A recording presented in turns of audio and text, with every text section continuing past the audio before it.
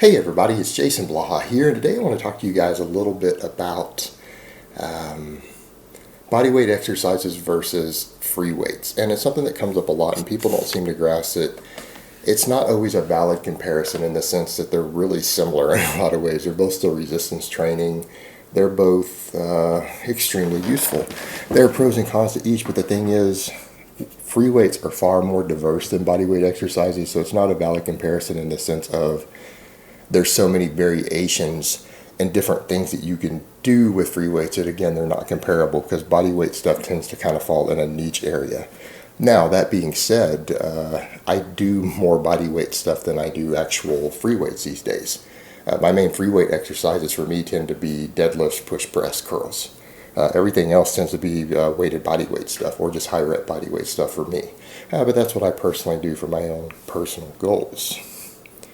But that being said, kind of what are the advantages of each if you were to compare them side by side? Well, free weights have the advantage of basically more versatility. You can refine weak points more.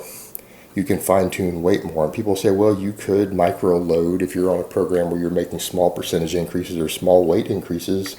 You could micro-load by hanging little 2.5-pound plates and stuff off of your chains or using little 2 and 3 pound chains to micro-load on bodyweight exercises. And yes, while that is very true, you can do that. Your fluctuations in body weight day to day, because you're moving your whole body on every single rep that you do make that more difficult, because really with a lot of free weight exercises, ones that don't move your entire body or in which your body only represents a portion of it, if you're doing heavy squats and deadlifts and you only weigh 200 pounds or 180 pounds, minor fluctuations in your body weight aren't going to be as big to the overall percentage of the exercise you're doing. Whereas with weighted body weight stuff, your body weight is going to make a much, much bigger percentage. And that's primarily because you're doing mostly upper body stuff anyways. So microloading just becomes a lot easier for getting exact percentages, and I'm not saying you can't do that with weighted body weight stuff, but it is far easier to microload. The other thing is that with so many variations available, you can focus on weak points a lot more with free weight exercises. Because, for example, let's say your body weight stuff for your upper body, you're kind of limited to dips, chin-ups, pull-ups, muscle-ups, things like that. There's not much variation you can do. You can change angles a little bit on dips. You can change grip widths and everything for various pull-ups, chin-ups, things like that. You can make minor changes, but you can't really focus on weak points to the same extent. And, things like delts, for example, can get a little bit neglected on body weight exercises only. And it can be harder to come in and do those without adding free weights. And that's kind of the point. And I think that's a point we get to, is that to balance everything out, as much as I might like body weight stuff, you're invariably going to need to do some free weight exercises to balance things out. And that comes to the other big limiting factor with body weight exercises. They're mostly upper body. There's very, very little body weight stuff you can do to develop massive full body strength and massive power of your legs, because ultimately you just can't get enough weight on there. Meaning, you hang 100 pounds of chains around your neck and try to squat it. You go to a body weight squat, you're forced to kind of do things like pistol squats, but again, they don't develop the same full body power because you're still limited on the maximum weight you can use. Ultimately becomes a problem. It becomes problematic. Trying to hang chains on your neck and do one-legged pistol squats or whatever can become awkward, high injury, and ultimately you're just doing a free weight exercise again.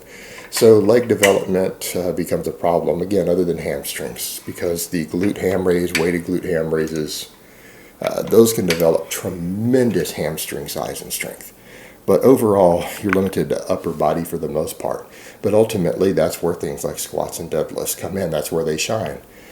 Developing your full body, developing lower body in comparison. But the advantage of body weight exercises is that because your body moves through space, you work a lot more stabilizers. Meaning, sure, you work a lot of muscles on a bench press, an incline bench press, decline bench press, barbells, dumbbell, doesn't matter. You're working a lot of muscles in the upper body. You can do a lot of weight. But can you work as many muscles and stabilizers as you can on a dip? No. The dip is going to work more core. It's going to require you to move your body through space, and it's going to make the exercise a little more full body in the sense of you're having to utilize a lot of stabilizers and core and everything as you go, and that's going to give you more overall development. And it's going to train you to use your core more when you use your upper body. Sorry guys, I got a little bit of stuff in my throat today. Slight cold. But that becomes an advantage. And the same thing we've noted with the chin-up. The chin-up is actually a very effective exercise for recruiting a lot of different muscles. A lot of guys think of the chin-up as purely a bicep and a lat exercise, right? You think of it that way, but the way your body has to swing through space, what we found on EMG studies, and again, I always tell guys EMG studies aren't perfect for comparing exercises, and I don't like to use them for head-to-head, because, for example, EMGs have shown that weighted chin-ups can flat out beat barbell curls for bicep development. But I don't know if that's actually true. Again, I take those studies comparing that one exercise is 5% better than another. I take that with a grain of salt with EMG studies. I don't think they're accurate enough to give you that. So I wouldn't say the chin-up is automatically better for biceps than a curl is based upon that. I personally have to do a little bit of curls to get good arm development, even when I'm doing tons of chin-ups. Just me personally. My anecdote.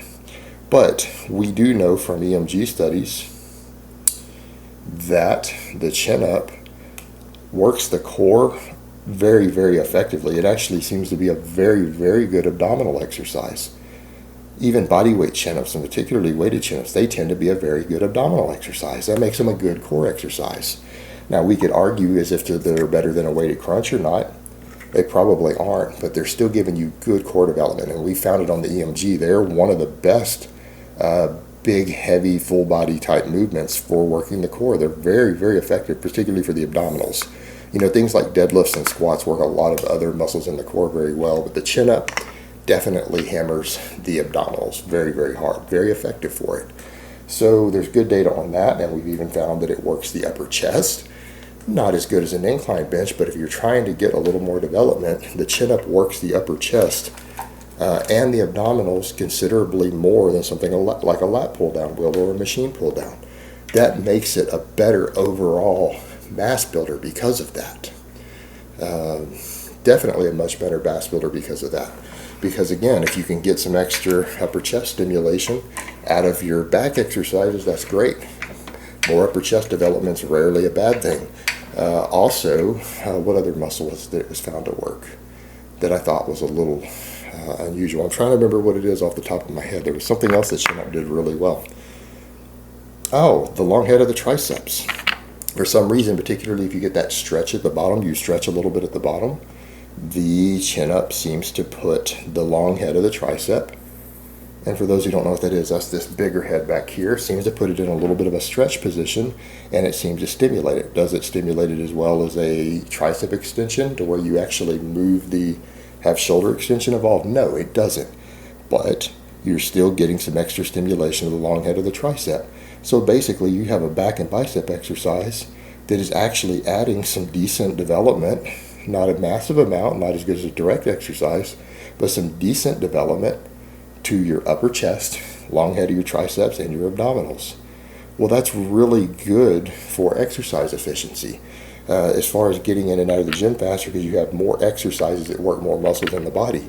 So things like chin-ups and dips are actually more effective at developing overall muscle through the entire trunk of the body, through the torso, the arms, everything else. Dips and chin-ups are than doing, say, the bench press and the lat pull down. Not to say that the bench press and the lat pull down aren't fantastic mass builders. They can be, and they are. But the body weight movements, because they tend to incorporate more muscles and stabilizers, they tend to work a lot of little other muscles as secondary muscles that we don't think about. Again, upper chest and triceps on a chin-up. So they give you some real advantages there, and a lot of it has to do with the moving the body through space. But how does that compare to free weight exercises? Well, this is where we get into the difference. Some free weight exercises do the exact same thing. And that's why these exercises are so preferred for overall development and strength. Because a lot of what guys think of as strength isn't individual muscle strength. When you guys think of the difference between bodybuilders who don't seem as strong as some strength athletes, even though you think they should because of their size, it's not that their individual muscles aren't stronger, it's that they're used to using more of them together at the same time. They're training those motor patterns. Well, anything that's a full body type movement, again, in a dip and a chin up, weighted dips and weighted chin ups tend to be kind of full body movements other than the legs.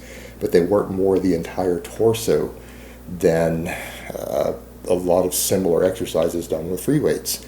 But you go to a squat, you go to a deadlift, you go to a push press, and now we do have exercises that are doing the exact same thing that you're getting out of there, right? So now we're dealing with something very, very similar. So essentially, in a lot of ways, some big heavy barbell movements simulate the advantages that you get from bodyweight exercises, because they are bodyweight exercises with weight added. When you really think about it, those movements are, in terms of their function and the way they do the body, you're moving the entire body through space. That requires more stabilizer. You're just doing it with a really heavy weight. But if you got strong enough on weighted dips or weighted chin-ups, you can do those with a really heavy weight too. So in a lot of ways, they're really similar. So to try to compare free weights to bodyweight exercises, you'll find that some free weight exercises are very different because they tend to isolate and focus on certain areas more. You can specialize a little more on weak points, whereas in some big heavy free weight movements really are just weighted bodyweight exercises when you really think about what they do in the body. So making a head-to-head comparison can be a little difficult in that regard. But free weight versus bodyweight exercises, both can be fantastic, both have their place, and honestly, I'd like to see most people who are really trying to get in shape, get big, get strong, things like that, should really find ways to incorporate both. They're both tremendously useful. And to say one is better than the other is like saying, what's better, a hammer or a screwdriver? Well, it depends on what you're trying to do now, doesn't it? They're just tools in the toolbox at the end of the day, and they both have their uses, and they're both fantastic. All right, guys, well, that's really all I have to say on that today. I hope it's been informative, and I will talk to you guys next time.